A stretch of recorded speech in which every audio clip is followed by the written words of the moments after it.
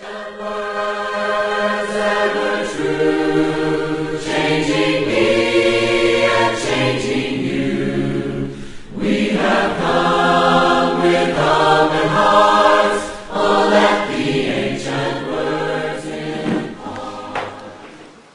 most kind and loving Father, which art in heaven, it is another moment that we bow before the throne of mercy at this hour, thanking Thee, Lord, for your faithfulness, for your kindness, and even for giving us this chance, opportunity that we may be able to increase in knowledge. Father, we thank You even for the light that is shining for us in this hour, dear Lord. We thank You even for the beautiful song that Father we've sung. And at this moment, also we want to bring before Thy throne Your servant, that Anyoni, Lord, even as he brings us or open our minds, oh dear Lord. In the knowledge of Your word, we pray that You may use him as a vessel, oh dear Lord. And You may also give us good listening ears, open our minds, that which You purpose for us to learn this day may have a place in our hearts. We welcome Thee to be with us even as we continue the program of the day. For this humble prayer in Jesus' name. Amen.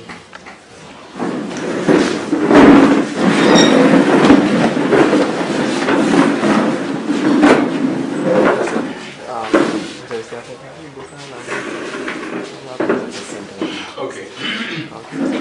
So we'll continue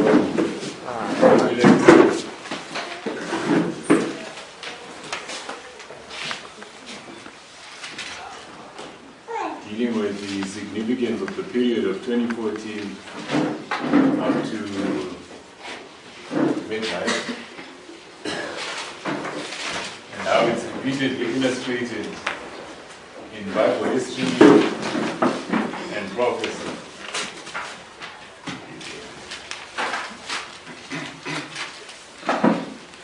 In the previous presentation, we looked at how you can mark 40 days from 9/11 to 2014, and then the 10 days in the upper room. And in this period, there was the casting of lots, which I'm saying represents a work of judgment, a selection process. And from 2014, the third angel arrived to begin the work of what? Selecting.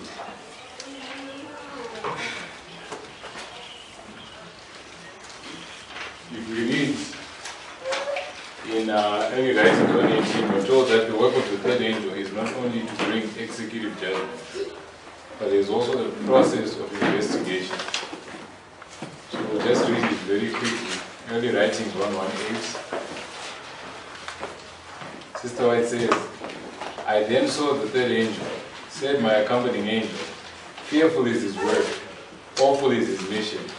He is the angel that is to select the wheat from the tares, conceal or bind the wheat for the heavenly garner. These things should engross the whole mind, the whole attention. So she clearly identifies that the third angel does the work of selection. And in Acts chapter 1, verse 26, is identified this work of selection. And 126 is a symbol of 2014 because this is when the second 126 of our history came to a conclusion, right? And another thing that we said is that the number 10 represents a what? A test. And this is the final test for the priests by which our eternal destiny is fixed. The test we must pass in order for us to be sealed. So the individual who is selected is Matthias. And Matthias means an offering. And I'm saying this offering is not just one singular individual, it's identifying a group of people who in the shaking time exhibit the beauty of holiness. They present themselves as living sacrifices, fully consecrated to the service of the Lord at this time. They give freely of their talents and means for the advancement of God's cause. And not only do they give their talents and their means, but they give their hearts, they give themselves over to the Lord. If we go back to the quote that we read in Manuscript Releases, Volume 12, page 325, because someone says I should touch on it a bit. I'm saying the setting up of the image of the beast is progressive, and for the priests it began in 2014 when the Christian right basically gained a majority in both houses of Congress, and it also had the majority of the Supreme Court. So you can see the Christians now taking control of the US government. And I'm saying that was the first step, at least, in the development of this image of the beast. From 2014 until you get to the prediction before midnight for the priests, I'm not saying for the whole world. And these external developments as well as those internal have been tested since then. And Sister White says it's during the setting up of Satan's power is supreme, the setting up of the image of the beast, that the church appears as if it's about to fall, but it doesn't fall, it remains, while the sinners in Zion are sifted out. So while the image of the beast is being formed, this movement seems as if it's about to fall, because it's losing so many people. It's losing people of talent, pleasing address, and other people as well. It seems as if nothing of this movement will remain, but Sister White is clear that the church remains, and those who are sifted out are the tares, right? And one thing I was saying is that organization, because this process of selection, it's a work of judgment, but it's also involving the work of organization when the temple is being built and each stone is being put in its place. At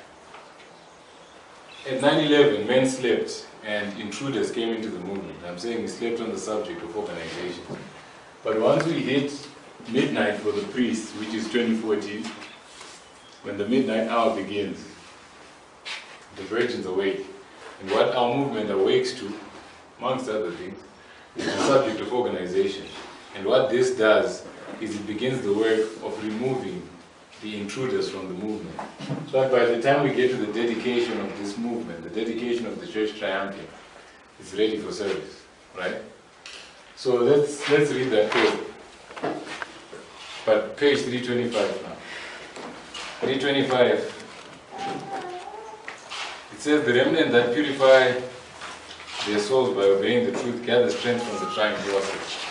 So this process of shaking, this process of separating the wheat from the tares, of removing the chaff from the wheat, of basically losing so many people from this movement, even those people in whom we had confidence.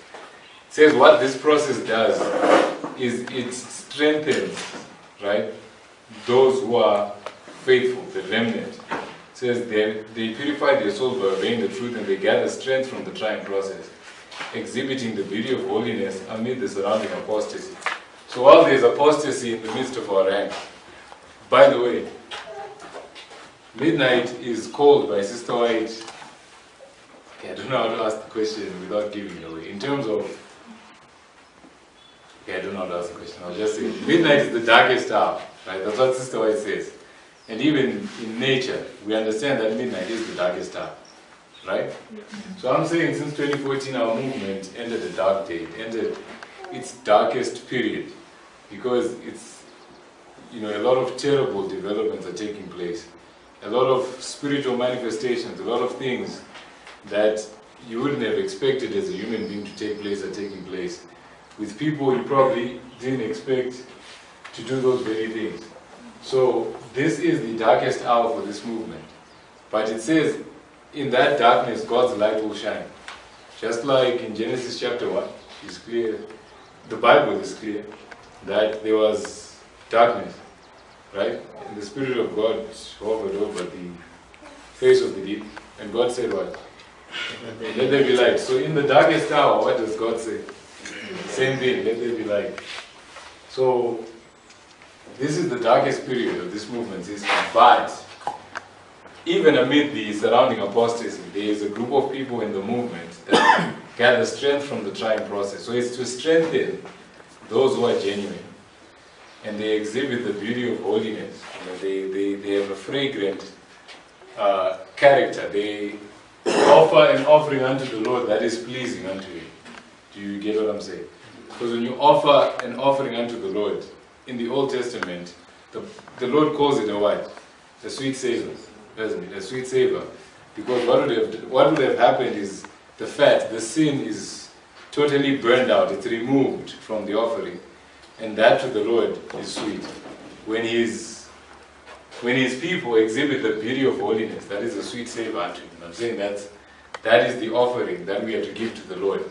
When we exhibit the beauty of holiness amid the surrounding apostasy. And our generation is not the first generation to go through that experience. You look at the experience of the prophets. Did Elijah have to perfect holiness in a time of unparalleled apostasy? What about Jeremiah? What about Isaiah? The same thing. You can note prophet after prophet, Noah, Enoch, prophet after prophet had to exemplify a godly Christian experience when people were apostatizing around them. It's part of the sealing process. It's part of what strengthens us for the crisis ahead.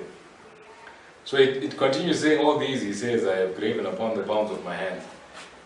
What does it mean that they are graven upon the palms of his hands? I'm not saying I understand it at all. What does it mean? He's in control. Okay, they're in everlasting remembrance before him. And when is it that they are in everlasting remembrance? Because it says, all these, he says, I have graven upon the palms of my hands. They are held in everlasting imperishable remembrance. And when is it that Christ remembers his people? When is it that the high priest was to remember the children of Israel? On the Day of Atonement, right? He carried them on the breastplate, representing Christ having the names of his people in his heart, right? But it's represented by them being graven on the palms of his hands, because what happened to the palms of his hands? They were nailed to the cross, and he died on their behalf, is it not so? It's for their sake that he went through that sacrifice. So he remembers them within the context of the judgment. And from 2014, is there a judge who are found as the offering, as Matthias, are held in everlasting remembrance before Christ. He pleads in their behalf because they fulfill the conditions of the gospel. They obey the truth. Let me see if I can pull up a quote quickly from Signs of the Times.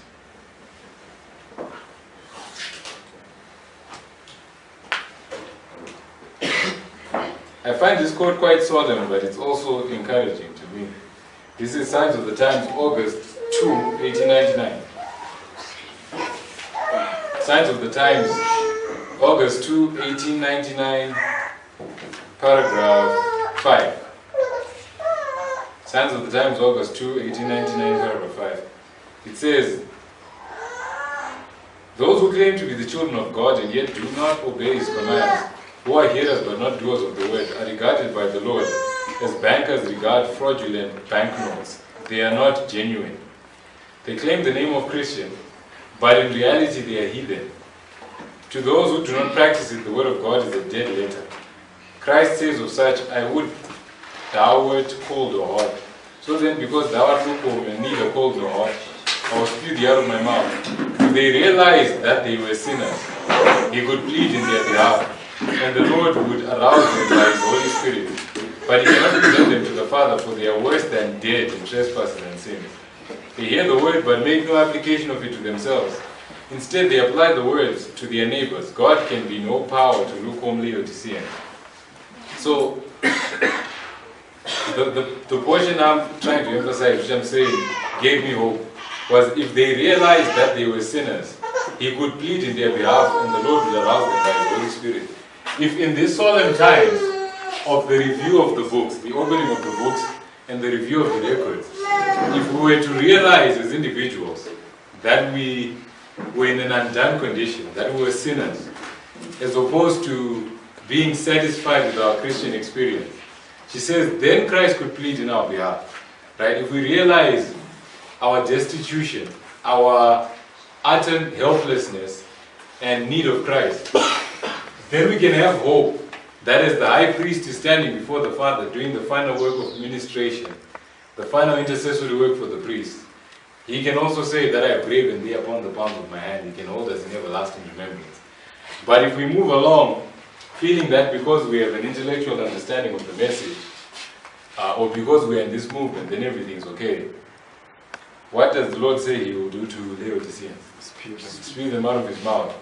And our brother read, I think 2 days ago, the definition of what it means to be spewed out of the mouth of the Lord. That he cannot accept your service, he cannot accept your expressions of love for God. Basically, any Christian service that you do is rendered unacceptable to the Lord. When you are spewed out of his mouth, you are rejected, which is a fearful state to be in. So, basically, this is what we closed with, right? That's what we looked at. And yeah, I think that's what I would have wanted to say about that quote in Manuscript Releases, Volume 12. Maybe just to finish it off, we want faith now, living faith. We want to have a living testimony that shall cut to the heart of the sinner. So, another thing that is revived in this history is what? Based upon that quote. The living testimony. And what is the living testimony? It's a demonstration of the truth in the life. Right? It's not just my ability to recall facts and figures, my ability to quote verses, to draw lines on the board. These truths must be reflected in my character. Is it not so?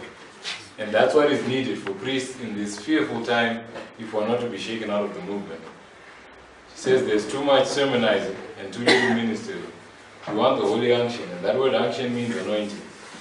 We want the anointing, the outpouring of the Holy Spirit. We need the Spirit and the fervor of the truth. Many of the ministers are half-paralyzed by their own defects of character. They need the converting power of God. And unless we all receive the converting power of God, then there is no hope for us. So anyway, moving on. What I want us to look at now is the temple cleansing, just in summary. Remember, I mentioned that when you get to 2014, what you have is the beginning of what? Or rather, it's the end of the 126, and at the end of the second 2520, what happened? The temple is what? Cleansed. Now, our reform line is not that simple, because at the very time that the temple is cleansed, it's also what? Built.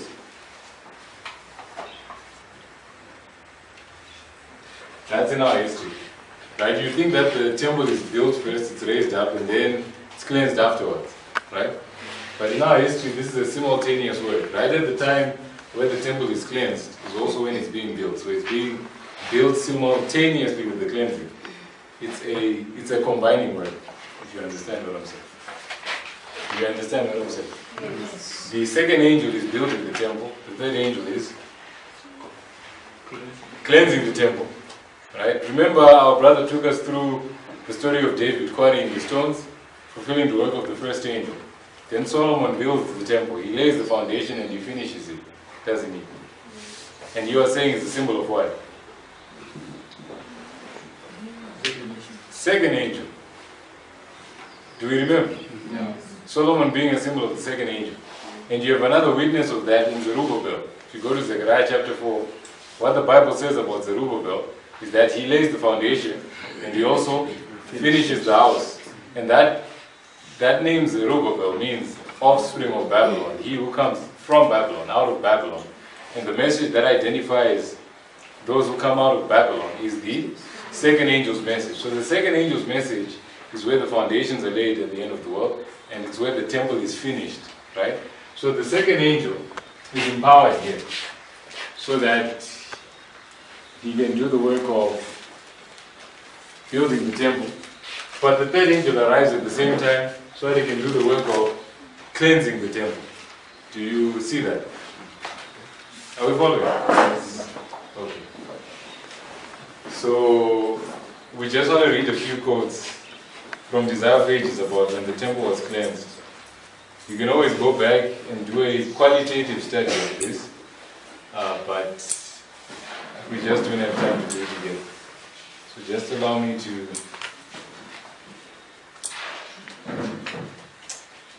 So this is interesting because before the temple is cleansed, what happens?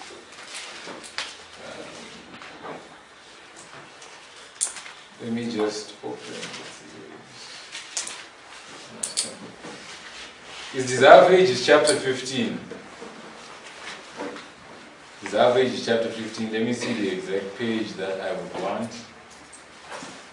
But basically, what was going on before Christ came in and did a work of cleansing the temple? Hello. What happened? What was happening in the temple? There was buying and selling, unholy traffic, right? There was unholy traffic, wasn't there? Okay, so you had unholy traffic, and what were people doing? They were cheating God's people, right? They were robbing God's people. And where were they selling on? Like, what were they selling on? Tables. Right, they were selling on the tables. So they were merchandising on tables. Is it not so? Mm-hmm. So when you come to the end of the world, you come to the experience of this movement. What are the tables? These are the two tables, right? And it's unfortunate. I don't have first-hand information, but there are those who do, and it's a matter of public record in terms of it being a fact, that there are men in this movement that were basically merchandising using this message. They were making money with these tables. And because of the unholy traffic, because of the iniquity within and its manifestation without, what did the Lord have to do? What does the Lord do when His temple is profane? He cleanses it. So you start having these people. I'm not saying everyone believes this message is motivated by the love of money, but I'm saying there were people, maybe they still are there, I don't know, but who were motivated by money and were basically taking advantage of these interesting and truths that attract their attention to advance their own interests. And Christ comes in and He begins to cleanse the temple. Right? So it becomes quite solemn. I don't say it because I like to say it, but it's quite solemn when you really think about it, that history was repeating itself, or it is repeating itself. So anyway, let me look for the portion that I want to read.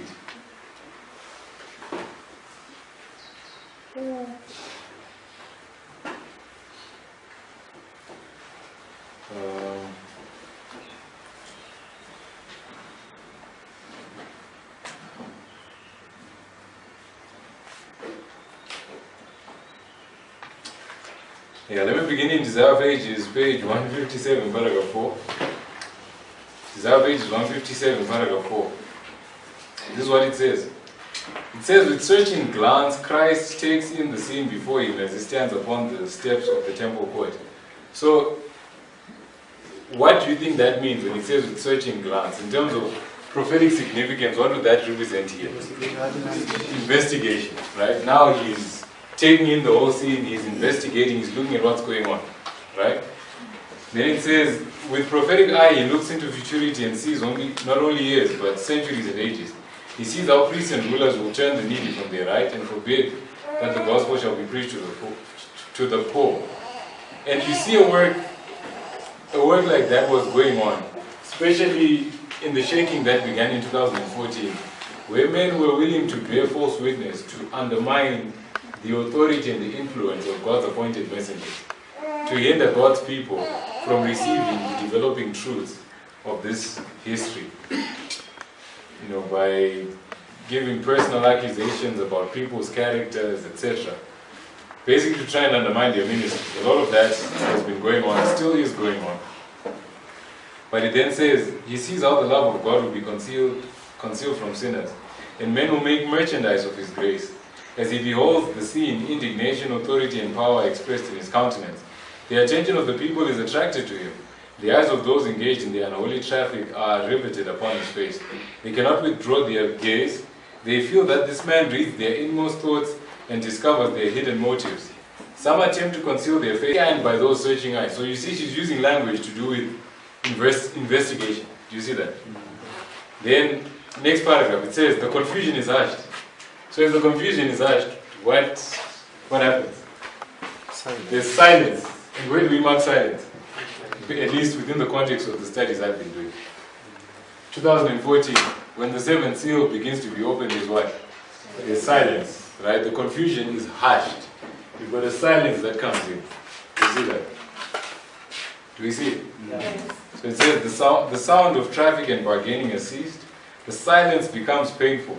A sense of awe overpowers the assembly. It is as if they were arraigned before the tribunal of God to answer for their deeds. What is that? When is it that men stand before the tribunal of God to answer for their deeds?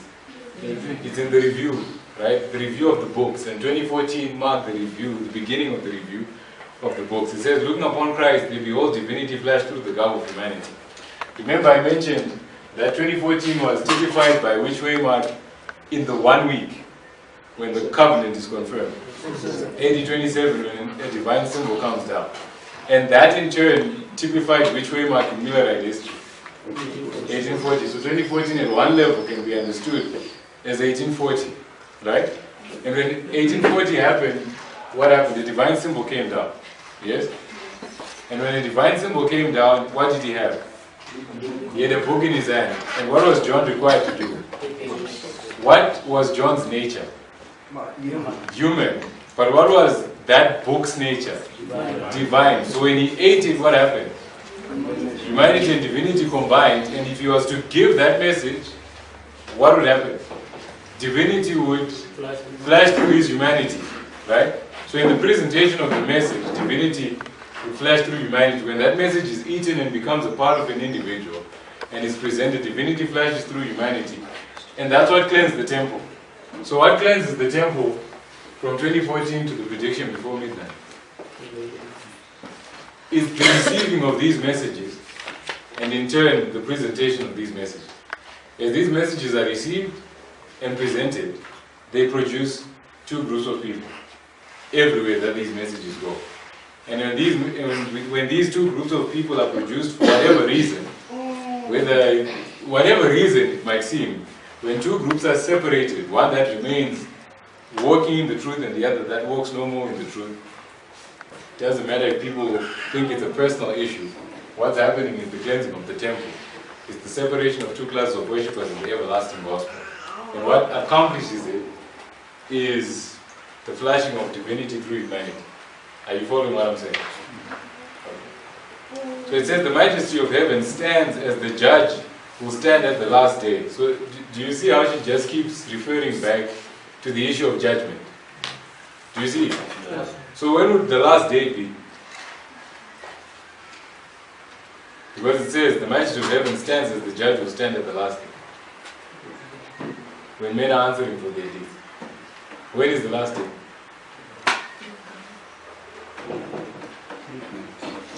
When is the last day? Close of probation. Too late to answer for your deeds is the close of probation. Close of probation, you're being punished. Midnight. Midnight is the close of probation. Is it right? So it's too late as a priest to answer for your deeds in terms of standing at the judgment bar of God. You're just receiving your punishment. Because probation is closed. You're receiving your reward at midnight. So when is the last day? So I'm saying this is the last day. From 2014 to midnight, you could even argue up to ppm, but from 2014 to midnight, that period is the last day when we stand before the judge. Because the last day is not a point in time, it's what? It's a period of time. There's many people that need to be investigated as thoroughly as though they were the only people on the earth. Are you following my logic? So I'm saying we entered the last day. We've entered our last day. And We're standing before the judge of the earth to answer for our deeds. And how are we to conduct ourselves in light of these solemn truths? So it says, the majesty of heaven stands as the judge will stand at the last day, not now encircled with the glory that will then attend him, but with the same power to read the soul. His eye sweeps over the multitude, taking in every individual. So you see this individual judgment process. And I'm saying from 2014 to PBM, you've got this individual judgment process that's taking place. So his form seems to rise above them in commanding dignity, and the divine light illuminates his countenance. He speaks and his clear ringing voice, the same that upon Mount Sinai proclaimed the law that the priests and rulers have transgressed, is heard echoing through the arches of the temple. Take these things hence, make not my father's house an house of merchandise. Next paragraph, it says, slowly descending the steps and raising the spirit of cords gathered up on entering the enclosure, he bids the bargaining company depart from the precincts of the temple. With a zeal and severity he has never before manifested, he overthrows the tables of the money changer. Now, if you look at the severity of the shakings that are coming into this movement since 2014, it has never been seen before. Right? I know there have been individual shakings that have been bad prior to 2014, but the thing with this one is it just keeps escalating. It doesn't stop. It just keeps going with a severity and a zeal that has never been seen before. Right? For those that have been in the movement long enough, they can attest that the intensity of the shaking is such as has never been seen in this movement before. Then it says the coin falls ringing sharply upon the marble pavement. None presume to question his authority. None dare to stop to gather up their ill-gotten gain. Jesus does not smite them with the whip of cords, but in his hand that simple scourge seems terrible as a flaming sword. So remember what I was saying the other day, that what cleansed the temple was this whip of what? Cords. And what's a cord? It's a line. Right? But it's not one line, because it says it was many cords that he brought together. So what is it that cleanses this movement? It's when you take different lines of prophecy, bring them together, and come to a conclusion. Those conclusions, they purge the movement. It says, officers of the temple, speculating priests, brokers, and cattle traders with their sheep and oxen rushed from the place with the one thought of escaping from the condemnation of his presence. So you see, all those that were not genuine, what happened to them? They start leaving the temple. And all those that are not genuine, what happens from 2014 until PBM? Because of one reason or the other, they leave the movement. Right? Yes or no? Yes. Because it's not all the same reason. It's different reasons. The Bible represents the strong delusion as a plurality of delusions. The Lord says, because they have chosen their ways, I will also choose their delusions in the plural. Right? Strong delusion is not a singular delusion. So one is swept by this delusion, the other is swept by that delusion, and this one is swept by that delusion. It's scary stuff. So there's many things, there's many other things you can read, but I want to skip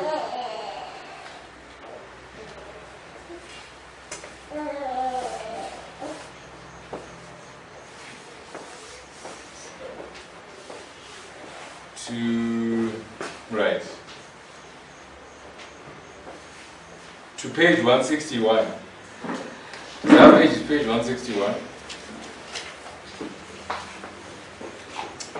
And I'm going to cut right into the middle of the paragraph, where it says they did not yield themselves. No. It says the courts of the temple at Jerusalem.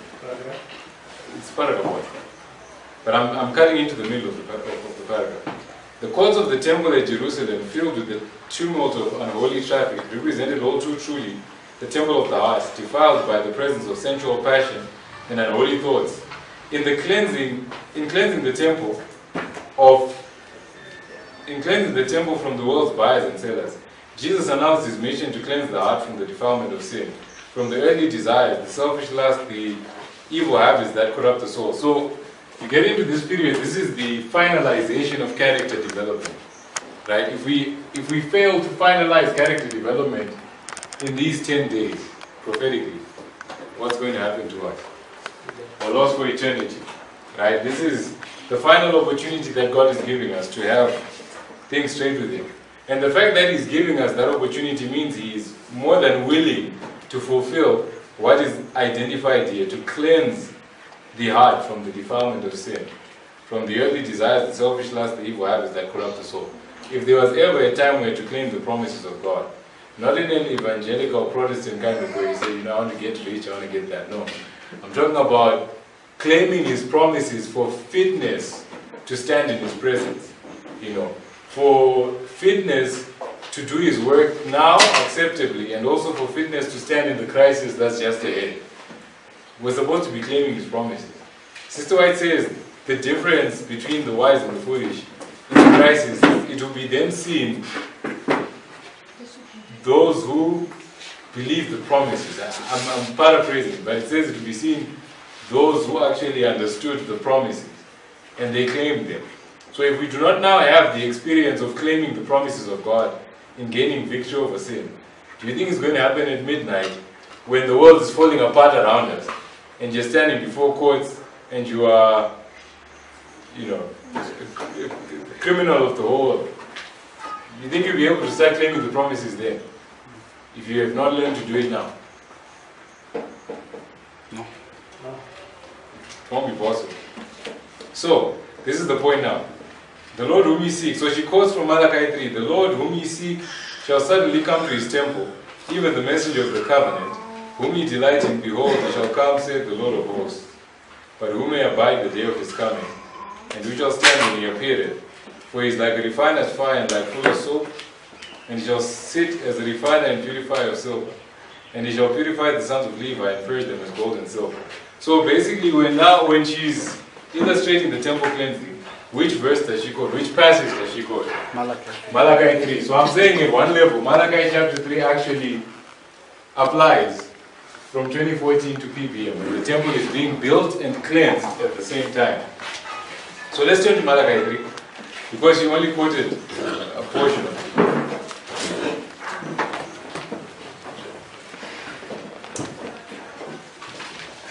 Malachi chapter 3.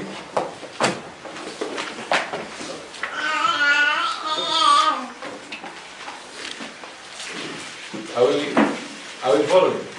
Yes. Okay. So Malachi 3, she began in the middle of verse 1, but let's begin at the beginning of verse 1. Prepare the way before me, and the Lord whom ye seek shall suddenly come to His temple.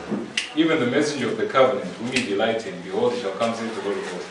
So the messenger of the covenant comes here because what is he doing for 1 week? He's confirming the covenant.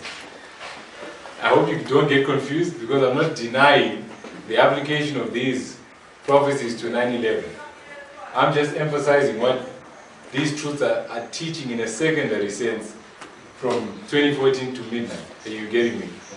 So I'm not denying the primary understanding. So it says the message of the covenant comes suddenly to His temple. And the developments of 2014, quite honestly, at least for me, they happened suddenly.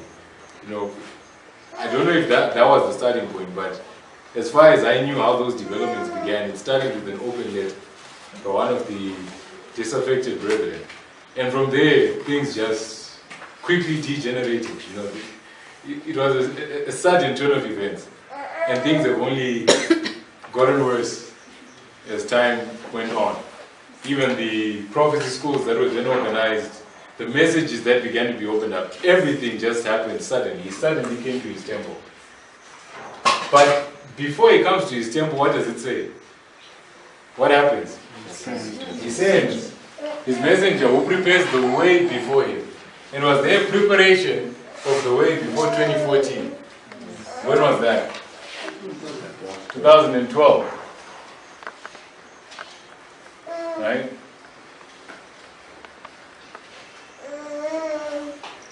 This is 2012.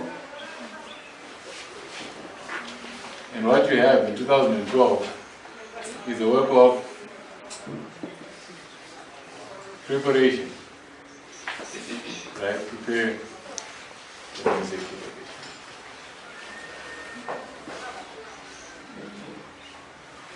And whoever prepares the way before him is described as who? The messenger of the covenant. Now, you can put 2 and 2 together on who that is. Let's keep reading. Verse 2. But who may abide the day of his coming, and who shall stand when he appeareth? For he is like a refiner's fire and like fuller's soap. So there is a work of refining. There's a fire. Is there a fire that begins here? The refiner's fire. Where does that fire come from? It comes from the altar, right? The golden altar, cast to the earth, for the sake of what? Purifying, because that's what the verse says. It says, "He shall sit as a refiner and purifier of silver, and he shall purify the sons of Levi, and purge them as what?" I want you to remember the language. "And purge them as gold and silver, that they may offer unto the Lord an offering in righteousness." So there's a work of purification, a preparation of what? Of an offering. Did you already mark an offering in this history? Who's the offering? Matthias is the symbol of that offering. That is prepared by fire, by a purification process, by this trying ordeal of the wheat being, the chaff being separated from the wheat. Right? This shaking experience that this movement is going through is for the purpose of purifying the faithful priests, the sons of Levi. Are you following what I'm saying? Yes. And it says, "Then shall the offering of Judah and Jerusalem be pleasant unto the Lord as in the days of old, as in former years." And then what will this offering that's prepared here begin to... How to ask the question? The offering that's prepared here, what's done to it from here onwards? It's lifted up. Because remember, PBM, after the 10 days is what? It's what feast? Pentecost. Right? And what happened in the feast of Pentecost, in the Jewish system? You had 2 wave loaves that were thoroughly baked. Right? If they were thoroughly baked, they were subjected to what? Fire. So they are subjected to fire here, to heat. Right? Subjected to heat. And then when they are baked, they begin to be lifted up. And I'm saying from the prediction before midnight, this offering that's prepared beforehand begins to be what? To be lifted up, and this lifting up just continues as the history progresses. But it says they are purified and purged as what and what? As gold and silver. Now I want to take us back, because the story of the offering, remember we mentioned the story of Solomon's temple, and we said in our history Solomon's temple is built in what time period? Give me the waymarks. True, but when are the walls erected? When is the temple built and finished? 2014 to PBM, right? This is when the temple is built. And where is it built? Location. Solomon's temple, where was it built? Location-wise. Mount Moriah, right? But Mount Moriah was the same range of mountains where what happened? Where Abraham also gave an offering. But his offering was an offering of what? You might say it was an offering of his son Isaac, but really it was an offering of faith, right? Because what the Lord requires of us here, our brother was saying of taking us through what pleases the Lord in the morning. And what pleases the Lord? Faith. It's faith, because without faith you can't please the Lord. And how do you exercise faith? You can't have faith without a message. Faith is only exercised in response to a message. When Noah was told that a flood was coming, when he brought his life into agreement with that message, when he believed the Lord, and he started building the ark and warning people to come into the ark, he exercised faith, right? Yes or no? Yes. So when the Lord tells us that the image of the beast test has begun, when he tells us that we're in the shaking time, when he tells us that it's time to organize a new church, contrary to what has been understood before, and for us to like Abraham, do what God had once forbidden. Was it God forbidden human sacrifice? Yes. Had God once forbidden that we call people out of the Seventh-day Adventist Church? Yes. And what is it that's going to be acceptable to the Lord if you're going to be saved in this history? It's faith. that you have line upon line upon line that shows you that this development of organizing this movement into the church triumphant and calling a people out of the SDA corporate body is present truth. When you exercise faith and bring your life into agreement, right, your everything, your means, your money, your talents, your heart, your thoughts, your best interests, you're all absorbed in forwarding this work, whether you are a teacher or not. That's not what I'm saying, but you are really in finishing this work. Then you are part of this offering. You give an offering of faith, like Abraham, doing what God had once forbidden. But it's the last test by which Abraham was seen to be whose? To belong to who? To God. So, I'm saying organization is the test that seals us. Right? Because the last test, you've got the image of the beast involved, no doubt. You have organization involved. Because when Abraham passed that test, the Lord says, now I know where your heart is. Isn't that what he said? Now I know that thou art mine. God sealed you. So those that pass this test are sealed. Right? And the other incident that happened in Mamura is the one that I want to emphasize now. Is which incident? We mentioned Abraham. Now?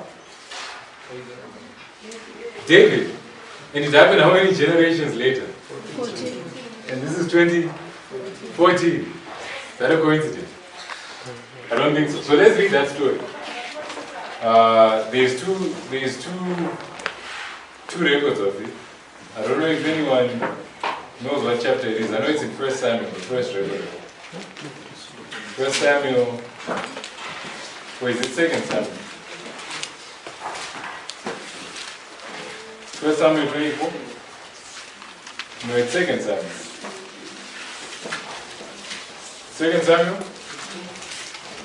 Is someone saying something?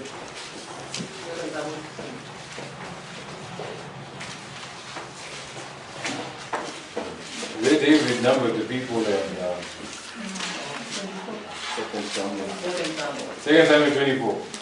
Yes, this is the one. 2 Samuel 24. If you read this story in Patriarchs and Prophets, one of the things that Sister White will identify for you is that what David did was a combination of church and state. Because when he forced this census, even the Levites were being drafted into the military, if I remember correctly. That's all. Yes.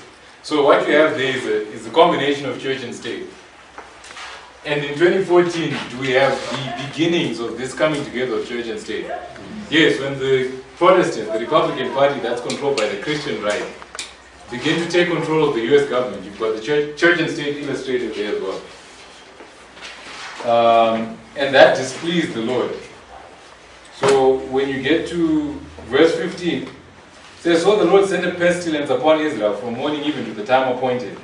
And they died of the people from Dan even to Beersheba, 70,000 men. I'm saying there's a multitude of men in this movement that die because they leave the movement, right?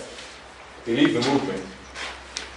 And verse 16 says, and when the angel stretched out his hand upon Jerusalem to destroy it, the Lord repented him of the evil and said to the angel that destroyed the people, it is enough.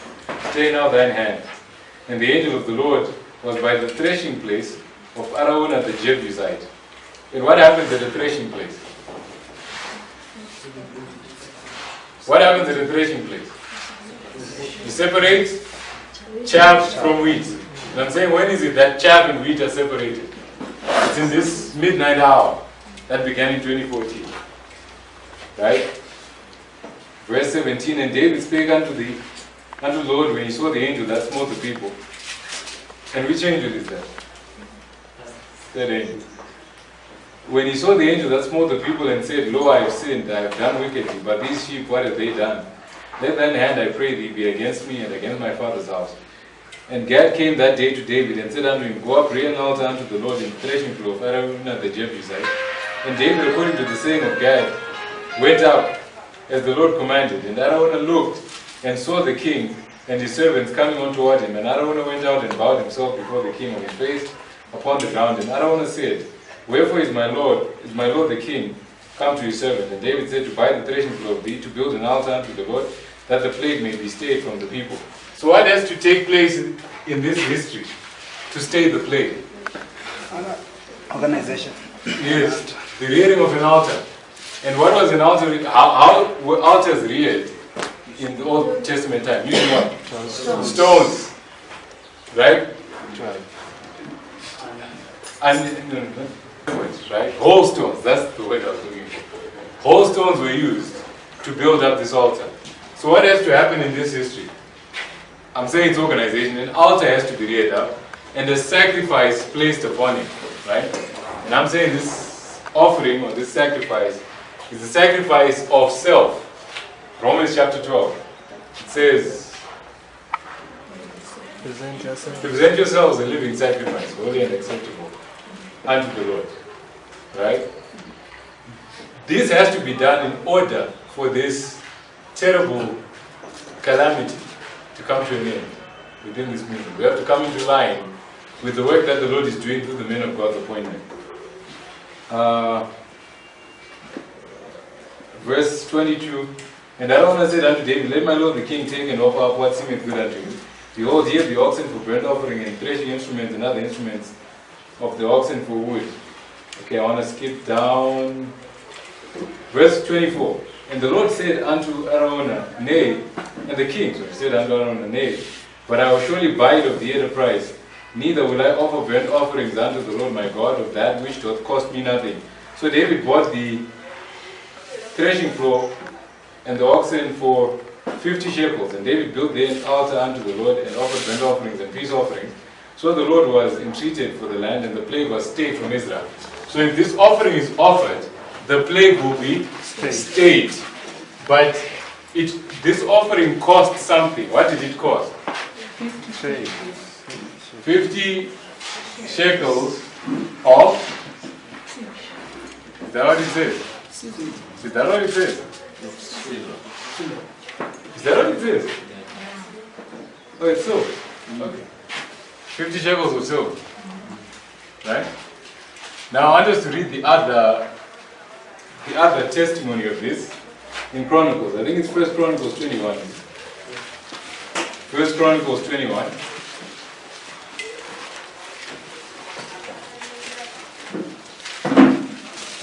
First Chronicles 21.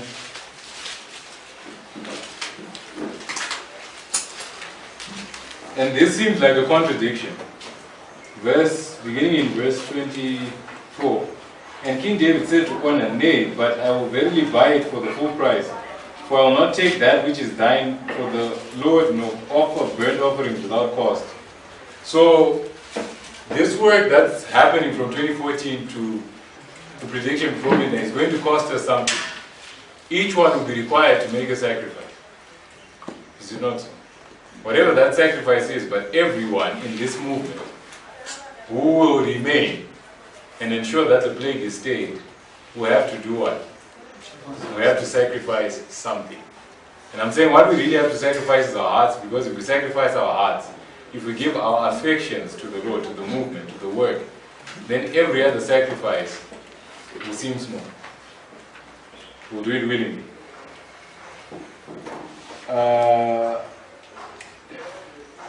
Verse 25. So David gave to Ornan for the place 600 shekels of gold by weight. So how many?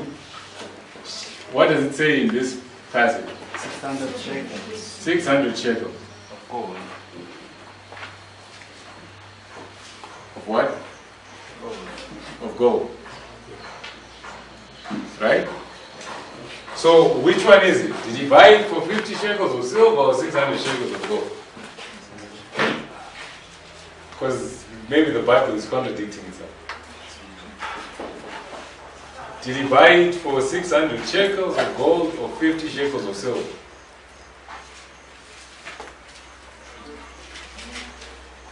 So what does the silence mean?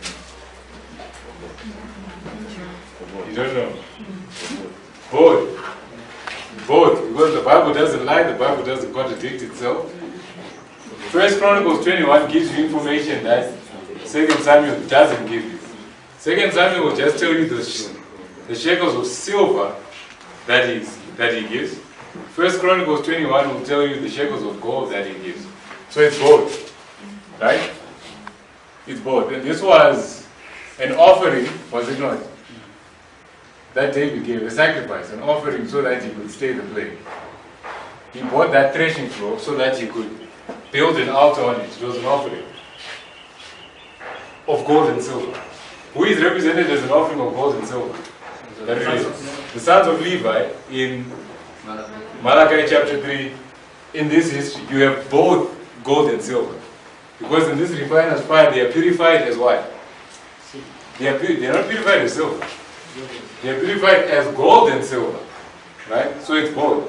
So something interesting, I don't have a justification for doing this, but it's interesting. When you divide 600 into 50, what do you get?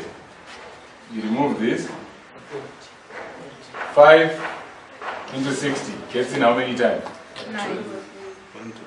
12 times. It's a 12th, right? And who's Matthias? He's the 12th disciple, and he's the offering. Do you see that? So, basically, that's the point I wanted to get to. Just to confirm that what we were reading concerning the temple cleansing, concerning the cleansing of the temple by Christ, and Sister White's connection of his cleansing the temple with Malachi chapter 3 is a valid connection.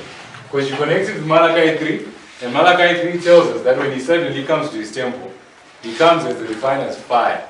And there's fire that comes down out of heaven from 2014 onwards to purify the priests, the faithful priests, and purify them as gold and silver, so that they might offer unto the Lord a what? An offering in righteousness, so that they might be a righteous offering.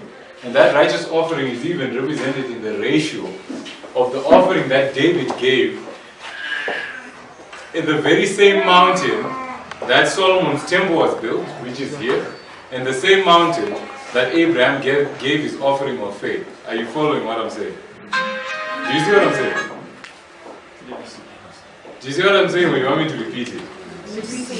Remember the temple, we said Solomon's temple is built from 2014 to PPM. Remember that? You all remember that? And we said it was built on which mountain range?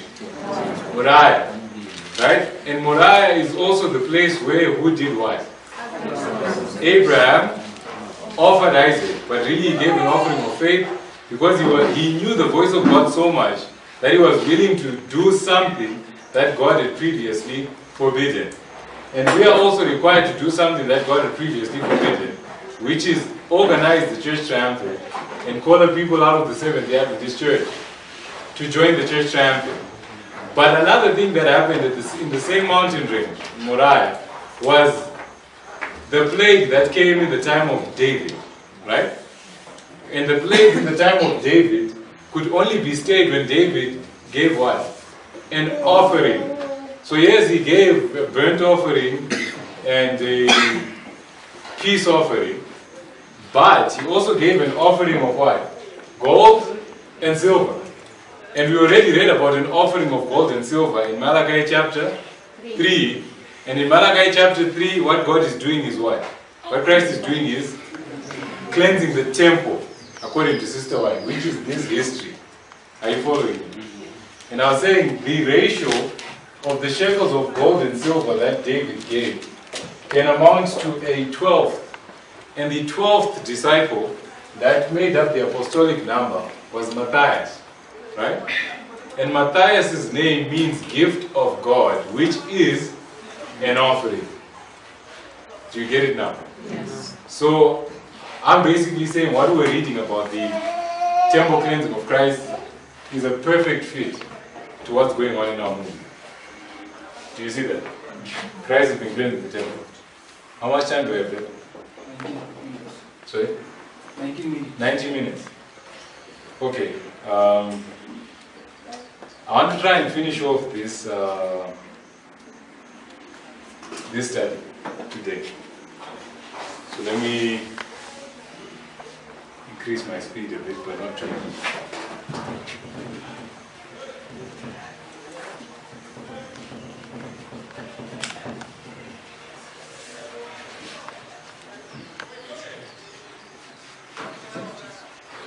why is it 1/12? I said I don't know. I don't have a reason, like a justification, but it's just an interesting observation. I don't have a good answer for it. But I just know if you divide 600 into 50, it's 1/12.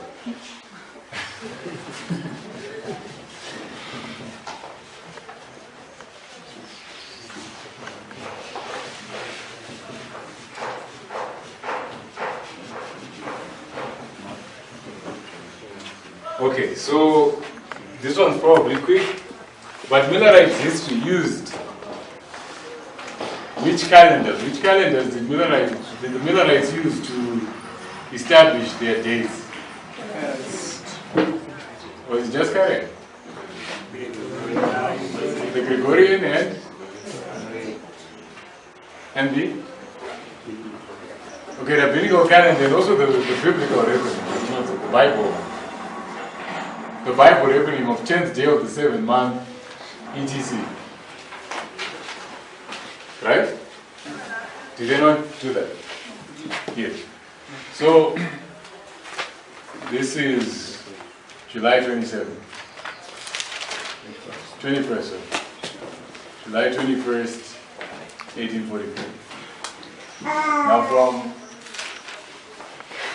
using biblical reckoning, Ezra 7:9, this would be the first day of the first month, right? And this would be the first day of the 5th month. And this would be the 10th day of the 7th month, right? But when you then go to Ezekiel 1:1, we're told about this day. And this would be what? The 5th day of the 4th month. You go to Ezekiel chapter 1, verse 1. It lines up with July 21st. Now, using biblical reckoning, from the first day of the first month to the 5th day of the 4th month is 95 days. Right? It's 95 days. And then from the 5th day of the 4th month to the 10th day of the 7th month is also 95 days. Right? You understand what I'm saying? If you were to use the Bible calendar, I'm not saying our calendar that we're used to, or the Jewish calendar, the Bible calendar, you'll find that from the first day of the first month to the 5th day of the 4th month, with each month having 30 days, I won't say 90 days, from here to here. Right? Remember, this is the tarrying time, and this is what? Midnight. It's midway. Yes? But now, if you then get into the details of it, into the, what's the term? Into the Karaite reckoning, it's not, in reality, it's not really 95. It's 93.5, but I'm disregarding the 0.5. Maybe the 0.5 teaches something, but it's about 93 days. Are you following me? About 93 days. Now remember, if we come back to this, we said from 2012 into 2013, there was a summary of this message. And what was the summary of this message? Habakkuk's 2 tables. And how many presentations did it have? It had 95 presentations, but 2 of them, something happened to 2 of them. One got lost, and something happened to the other one. And they remained as how many? 93. So you've got 93 presentations and 95 presentations.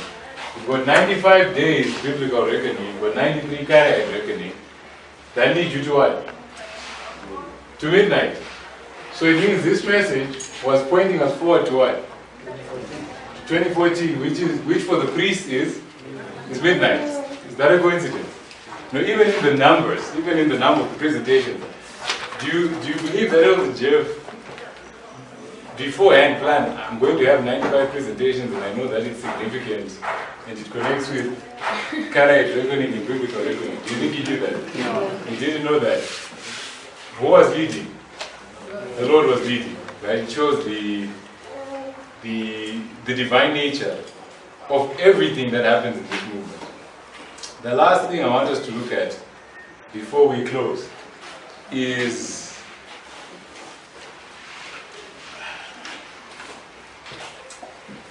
Okay, let me do it this way so that I try and keep it simple. I hope it will be simple.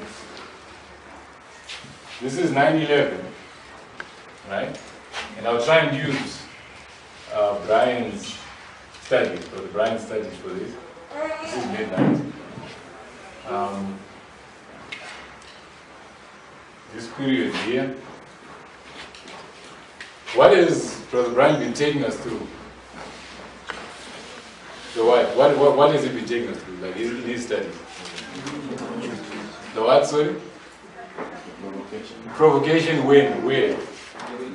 In the wilderness, right?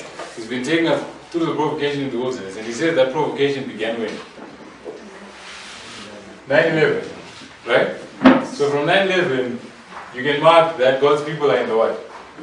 Wilderness. So this is the wilderness. This is the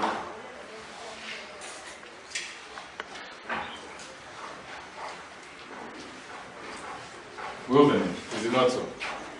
In the book of Revelation, is there another wilderness that's mentioned? Then before we go to the book of Revelation, they were 40 years in the wilderness, and what were they doing? Okay, they weren't doing the wilderness. Bad question. What were they eating? Manna. Right? That was their test. And when did that test begin for us? 9/11. So 9/11, we are confronted with the test of the manna, and it just escalates. Right? Until you get to 2014. So this is the wilderness. Are you understanding? And what was happening to all the rebels in the wilderness? They were dying. And what's happening to those in this movement that are rebels, that don't eat the message, and by eating the message, I don't mean studying the message, intellectually understanding it. I mean making it part of you to the point where it transforms your character. What happens to those rebels? They leave the movement, right? Represented by death. Throughout this history, yes? Until the last rebel is purged out, then the movement begins to be lifted up. Yes? Okay. Is there wilderness in the book of Revelation? What's that wilderness? It's the 1260. Right? It's the 1260.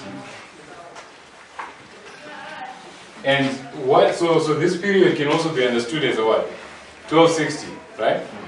And what church in the 7 churches identifies this history?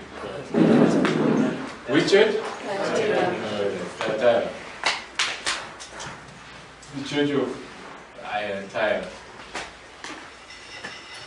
And who is active in the period of Thyatira?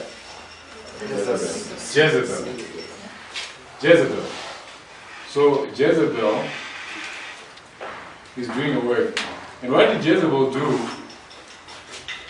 in history, in actual history? What was she doing? She was slaying the prophets, right? So you've got this apostate church that's warring against the prophets, right? But in the same period, do we have witnesses giving the message in the wilderness? Yeah. In Revelation 11, we're told that there are 2 witnesses, isn't it?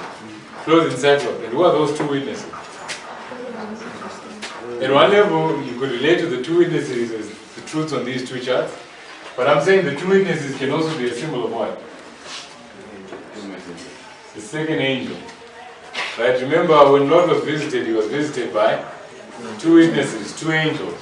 So I'm saying it's identifying the work of the second angel that begins at 9/11. Are you following what I'm saying? So you've got the history of Thyatira as applying from 9/11 to midnight. And as this message is going forth, is it going forth without opposition? No, this message has got opposition from an apostate church, doesn't it? So Jezebel becomes a symbol of that apostate church that's cutting off the prophets, right? Basically misrepresenting the messages, the messengers, slaying the prophets, right? Character assassination during this history. But there is another church that exists, that comes into existence within the same time as Thyatira. What church is it? Sardis. Because remember, it's during the 1260 that the Protestant Reformation begins. Is it not so? The Protestants that make up the Church of Sardis, which was tested in the Millerite history, did not begin in Millerite history. When did it begin? before it began in the time of the 1260 and continued into Millerite history. Right? I follow. So you have Thyatira, but you also have Sardis in the same time period. It's a repetition and an enlargement. With that in place, I'm going to take that line and put it here. This is 9/11. This is 2004. You know, this 3-year period. This is 2012. This is 2014. And then other things follow. And it's in this history that what work is done. The foundations. The laying of the foundations. Right, foundation. Now, in the book Great Controversy, who is it that inspiration identifies as laying the foundation of the Reformation? Ah, you know, it's good. I thought someone was going to say Luther. It's not Luther, it's John Wycliffe. So if I want to read a quote from Great Controversy, I think it's, let me confirm the thing. But it's chapter 5 of Great Controversy.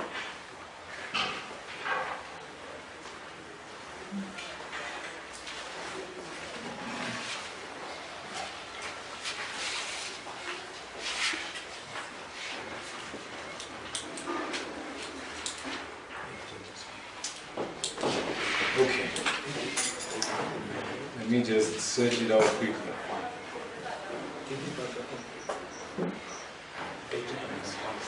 Sorry? 80 paragraph 1. Okay, thank you.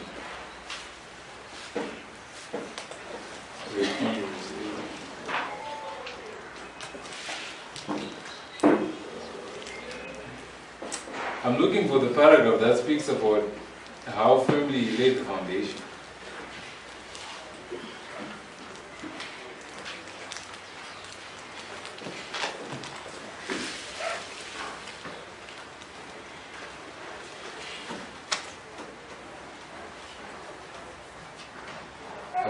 So 92 paragraph 5. 82 92 or 92? paragraph 5. Okay, let me check that one.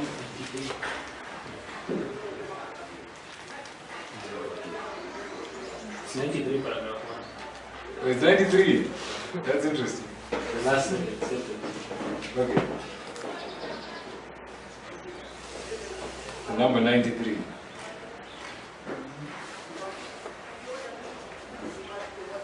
Okay, I'll begin in 92.5. So it says, God had appointed to Wycliffe his work. He had put the word of truth in his mouth, and he set a guard about him that his word might come to the people. His life was protected, and his labors were prolonged until a foundation was laid for the great work of the Reformation. Wycliffe came from the obscurity of the Dark Ages. There were none who went before him, from whose work he could shape the system of reform. Raised up like John the Baptist to accomplish a special mission, he was the herald of a new era. So I'm saying, when you see the foundations being laid, it's the herald of a new era. And what happened in 2014 at this prophecy school, the Ozone Prophecy School, this was the first prophecy school that was organized by this movement in English, right? It was the herald of a new era as the foundations are being laid. Of course, it's a progressive development until you get to this prophecy school, but you've got a foundation being laid for the Protestant Reformation at the end of the world. And there is no system before this by which you can have a point of reference to say, okay, fine, let's follow what the SDA Church is doing, because that's not what Wycliffe did. It says, yet in the system of truth which he presented, there was a unity and completeness which reformers who followed him did not exceed, and which some did not reach even 100 years later. So broad and deep was laid the foundation. So this foundation is what? If this history is repeated, it's broad, it's deep. So firm and true was the framework. It's what? It's firm and true. So you can't come in 2014 or later and then say, the judgment of the living did not begin at 9/11, it begins at midnight.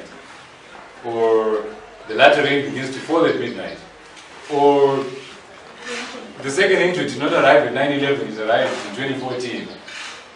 You know, even if you might not have a full understanding of the truth, the is you have no justification for teaching truth like that.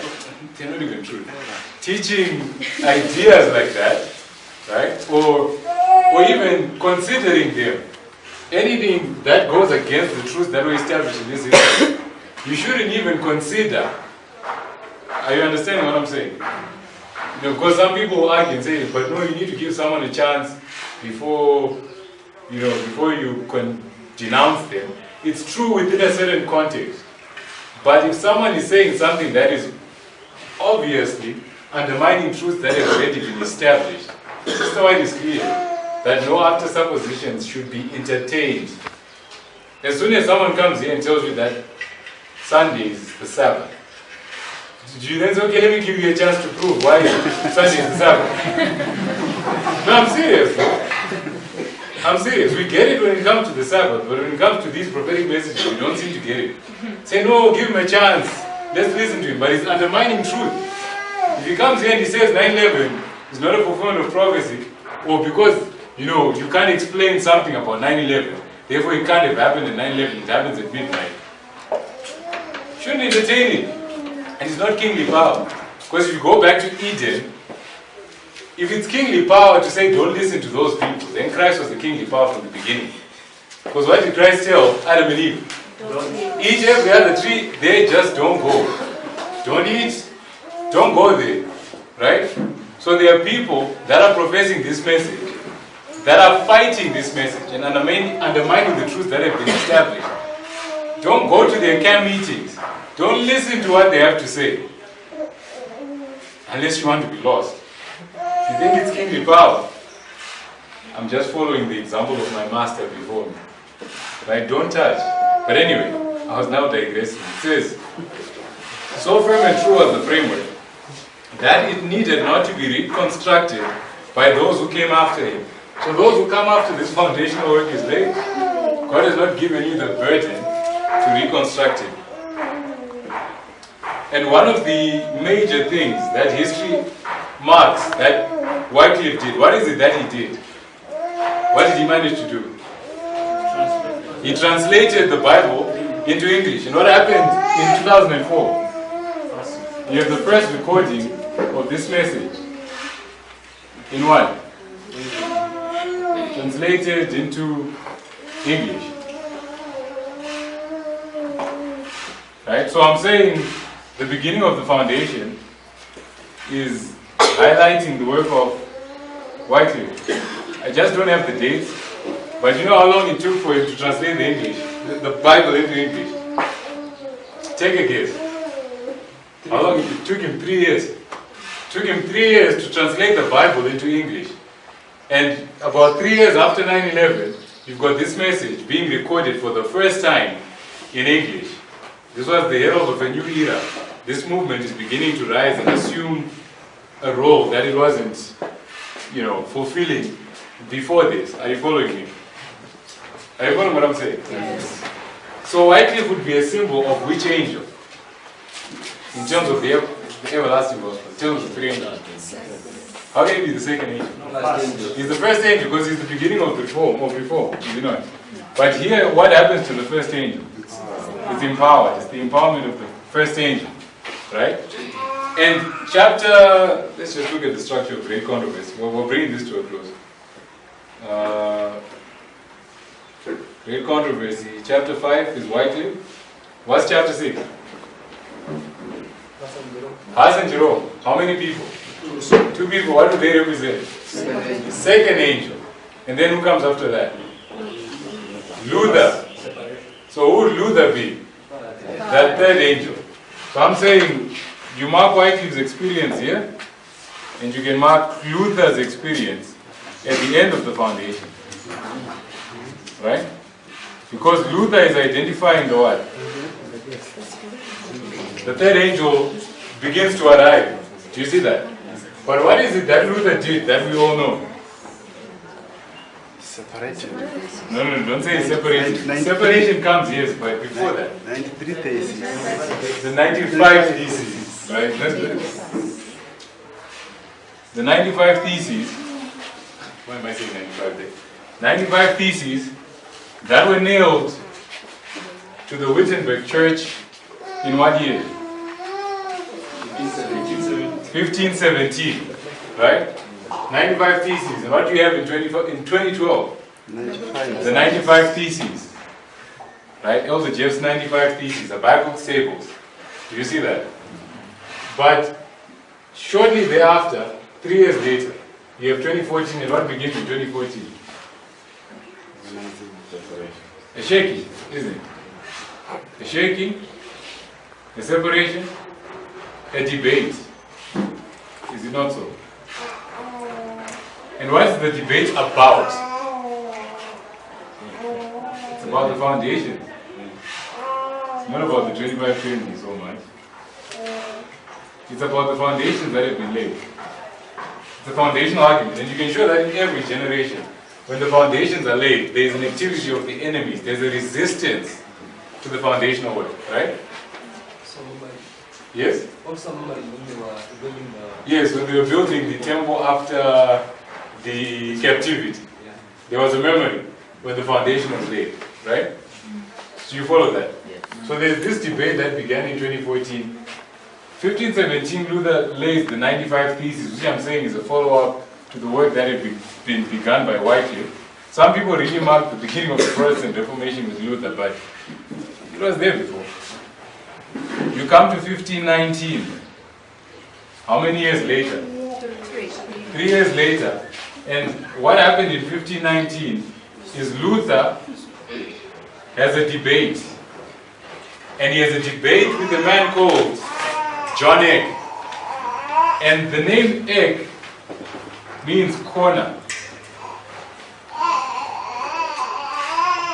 Right?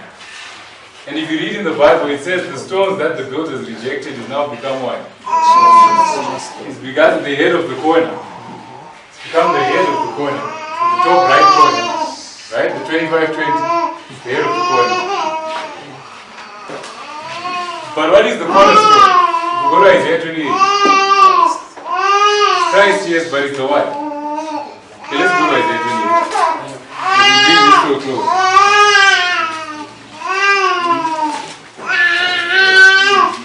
Isaiah 28 verse 16. Isaiah 28 verse 16 says, therefore, thus saith the Lord God, behold, I lay in Zion for a what? Foundation. Foundation, a stone, a tried stone, a precious what? Cornerstone, a sure foundation. He that believeth shall not make haste. So this debate that Luther has in 1519, about 3 years later after the 95 Theses, is a debate with Eck, and it's a debate about what? The cornerstone. It's a debate about the foundation. So even the Protestant Reformation confirms this structure. That's why I put this in place. That what we are doing is fulfilling the antitype of the Reformation. We are bringing the Reformation to completion. You know, unlike what's his name? This guy who died recently. This Anglican bishop. Palmer, Tony Palmer, who said that the Reformation is over. Well, prophecy is saying the Reformation is just begun, right? The Reformation is actually on its way to a glorious finish. It's not over. It's growing strong. And it's growing strong through the instrumentality of this movement. And the men who have been typified by all these histories are the men who we should be listening to. And the foundational truths that have been laid before many of us came into this movement are the truths that we are supposed to take in by faith and stand on firmly, because that is the only way in which we will be saved. So let's pray.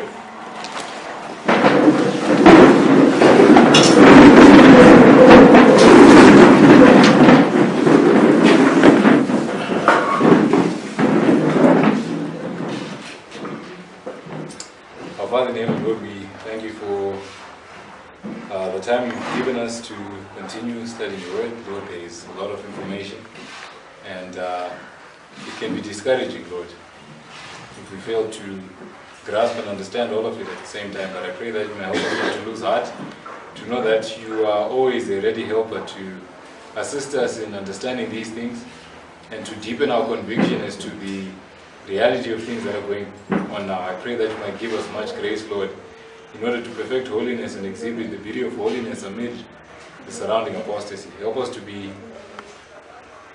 may it please you, Lord, for us to be a part of the glorious work of the Reformation that is coming to a glorious finish. Be with us as we continue in Jesus' name, if we say amen.